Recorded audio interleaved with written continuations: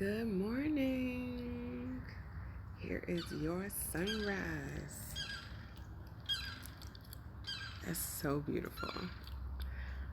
I wanted to get out here and show it to y'all when the sky was pink, but just couldn't get my life right in time.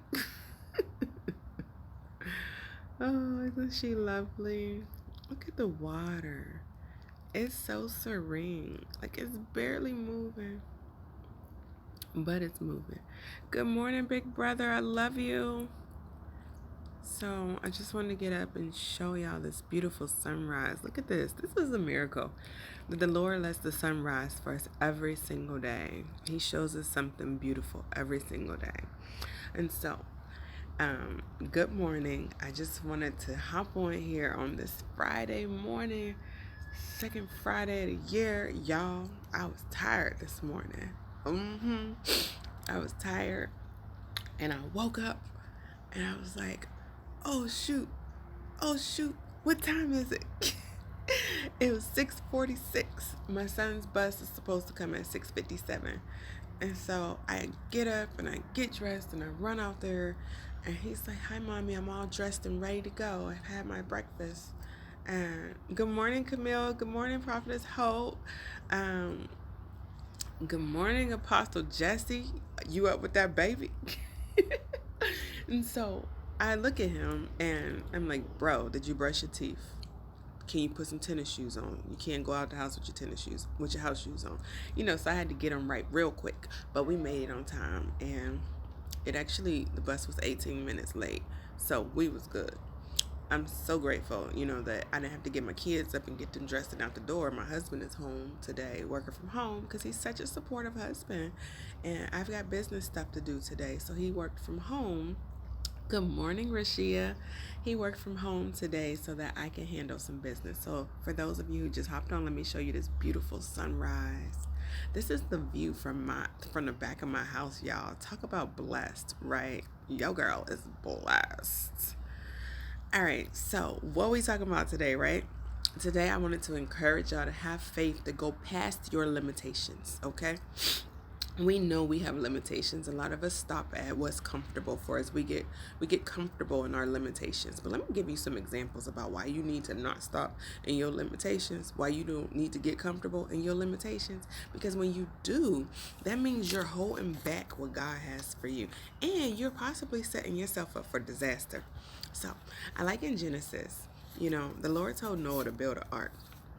Now listen, they ain't have no rain in that time. There was no rain in the time of Noah, okay? And so you got to think about what it means to have faith at this point when someone tells you to go and build an ark. Go build me this big boat because it's going to rain. You're going to look at me like I'm crazy.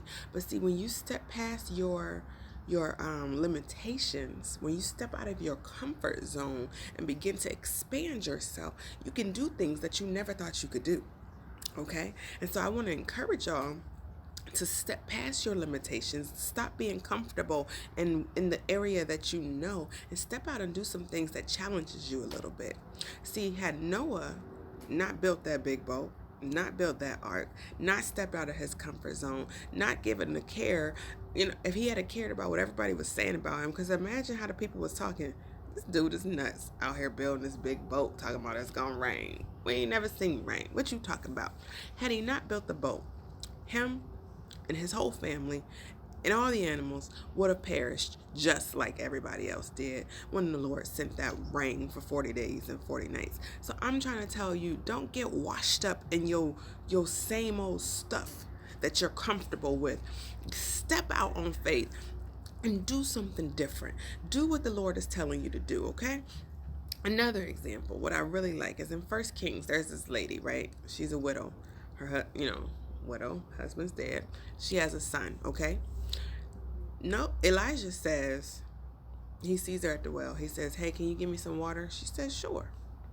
She gives him some water. He said, why you at it? Bring me some bread, too. She said, this is where she's comfortable at. I don't have any bread for you.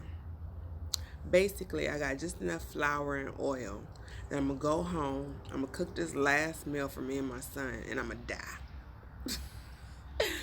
But listen, that's how some of y'all talk, for real, for real. You be like, basically, I don't have, so I'm gonna just go home and die. That's how I talk. When I talk to people and I hear the way they talking and their negativity and their unbelief on what can happen, what can change, how the God of this universe can make things happen on your behalf. All you got to do is speak it into existence. Believe in your heart that you serve the most high God and think that he won't change some things for your circumstances, for your situation. He did not create us to be broke, busted, and disgusted. I meet too many people who are broke, busted, and disgusted, baby, and they live that out. Like, they speak it. It comes out of their pores. They stink of it. I'm like, oop, let me get away from you, because that's contagious. The only thing I'm trying to be around is people who understand that the joy of the Lord is my strength, that everything that happens to me is for a purpose, that all things work together for the good of those who love God and who are called into his purpose. And so this lady was willing to go home and make her last loaf of bread and die. Now, I don't know about y'all, but for my sons, no, no, no, no, no. I ain't settling. I'm not gonna be comfortable in my limitations and my lack. I'm gonna jump some hurdles. I'm gonna jump through some hoops.